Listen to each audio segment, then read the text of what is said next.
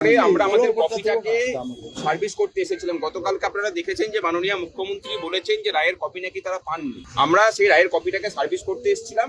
আমরা যেহেতু পার্টি ছিলাম একটা সংগ্রামী যৌথ মঞ্চের পক্ষ থেকে, এবং এটাও বলতে এসেছিলাম যে একটা ডেপুটেশন কপি জমা দিয়ে রিসিভিং সেকশনে দিয়ে সেটাকে আমরা শুধু রিসিভ করিয়ে নিতাম। কিন্তু দুর্ভাগ্যের বিষয়, প্রথমে বলা হলো যে আমাদের দুজন প্রতিনিধি যাবেন, একজন প্রতিনিধি যাবেন, কিন্তু আলটিমেটলি যেতে দেওয়া হলো না। এখানে এসিপি অফিসে ট্রাফিক ওয়ার্ডের আমাদেরকে বসিয়ে রাখা হলো এবং ওখানে গিয়ে পরে জমা করে নিয়ে এসে দেওয়া হলো। কিসের অসুবিধা আমরা জানি না। রাজ্যবাসীকে বলছি যে এই যদি রাজ্য প্রশাসনের সদর দপ্তরের অবস্থা হয় যে যেখানে সাধারণ মানুষ একটা কপি জমা করে রিসিভ করতে পর্যন্ত পারবে না, তাহলে এই প্রশাসনটা কিভাবে চলছে সেটা ভাবুন একবার। আর রাজ্য কর্মচারী সমাজ এবং পেনশনারদের বলছি যে যেভাবে এই রাজ্য প্রশাসন আমাদেরকে নিয়ে সন্ত্রস্ত হয়ে আছে, আপনারা দয়া করে রাস্তায় নামুন।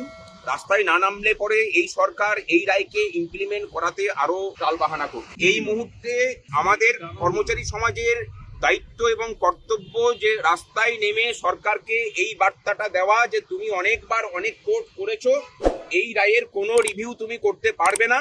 যদি তুমি রিভিউয়ের পথে যাও তাহলে সরকারটাকে অচল করার দায়িত্ব আমরা কর্মচারীরা নেব। এই উদ্দেশ্যে এই বার্তা সরকারের কাছে পৌঁছে দেওয়ার জন্য যে তুমি কোনো রিভিউ করতে পারবে না, আমরা আগামী 8 তারিখ সুবোধ মল্লিক স্কোয়ার থেকে রানী রাসমণি রোড পর্যন্ত মিছিলের ডাক দিচ্ছি।